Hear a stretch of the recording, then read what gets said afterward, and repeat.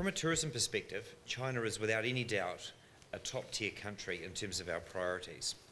It's also a unique market within our top 5 markets. Travel from China is extremely healthy.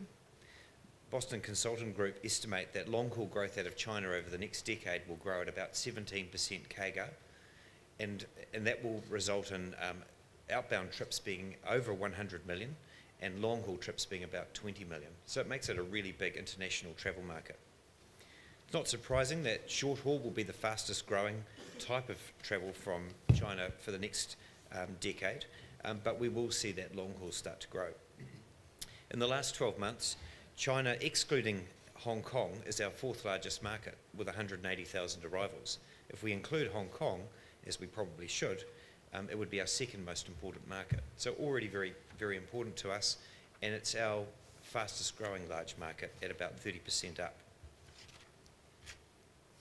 Spend per visitor is high, but about 30% of the expenditure by holiday visitors is on gifts rather than on tourism products.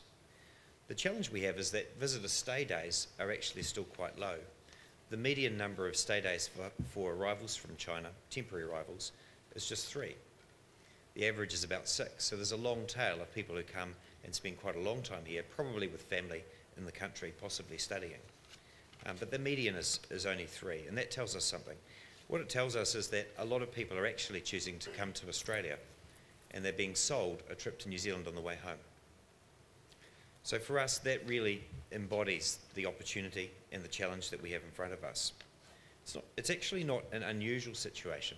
It's one that we faced 25 years ago with Japan, one that we've faced with Korea, but it has slightly different complexion. Many of those Chinese visitors are actually being sold shopping subsidised trips to New Zealand. So the supply chain in China has got quite a tight grip on the type of product that's being sold. So we've got 3 immediate challenges. First, the fact that the travel trade in China make good money selling these shopping subsidised tours, and that the potential visitors to New Zealand don't know much about New Zealand. The third is that New Zealand visas, or access to holiday visas for Chinese, favour the sort of holidays that we're not really as enthusiastic about selling. And we don't think those are the holidays that deliver the best experience to Chinese visitors. So the first solution we've got to work towards is persuading the Chinese travel trade that they can make more money in the long term selling a quality mono New Zealand holiday experience to their customers. And of course the other part of that is we've got to persuade the Chinese that that is the sort of holiday that they will enjoy. The second solution is to eliminate what has become a perverse incentive we've constructed in terms of our visa availability, which favours the sort of holidays that we believe are the least valuable to New Zealand and the least enjoyable for our visitors. As well as overcoming some of the barriers to selecting a quality New Zealand holiday, we also see significant opportunities in better designing the experiences and the products that Chinese visitors experience while they're in New Zealand. We're starting a contribution towards that today in Wellington with a seminar talking about helping the New Zealand industry becoming more China ready. These seminars will run across New Zealand over the next 2 weeks. What does need to happen within New Zealand? Well, there are actually a range of things. Firstly, there's the provision of more interpreted information, more Chinese speakers in our industry. I'd also say the next provision is better Chinese food, particularly breakfasts. But there are also opportunities to present better itineraries to Chinese visitors, ones that include the best parts of New Zealand and encourage a longer length of stay. We need to acknowledge that Chinese are more likely to travel in large groups and think about the sort of infrastructure that supports enjoyable travel in that form, which is quite different to most of our other markets. Also acknowledge that Chinese visitors put a lot more emphasis on food than most of the visitors from other markets that we experience, and making sure that those opportunities are well and easily accessible.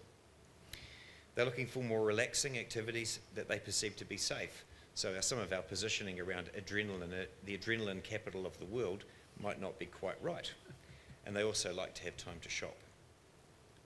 So of course, in reeling off these differences, I've already broken perhaps the most important rule I understand about China, and that is there is not one China, there are many Chinas. So we're not surprised sometimes to meet Chinese competently skiing our South Island backcountry or acing our top golf courses. There is huge diversity within this market and enormous opportunities for New Zealand. In terms of promotion, our approach to marketing in China is to stick with the 100% pure New Zealand brand campaign. We will put a bit more emphasis on opinion leaders within that. Our current opinion leader is a famous actress in China called Yao Chen. Yao Chen is very well known and is very aspirational within China and has a staggering 24 million followers on Weibo, which is approximately the size of Australia. We're extremely excited about China and see it as developing quickly into a market with not only high visitor arrivals, but longer lengths of stay, greater yield for New Zealand tourism businesses that can grasp that opportunity. But more important than all of that, we are absolutely confident that New Zealand is a place for Chinese people to visit, to relax, to unwind, and to enjoy nature at its 100% best, while still enjoying some of the urban comforts that they're familiar with. Xi Xi, thank you.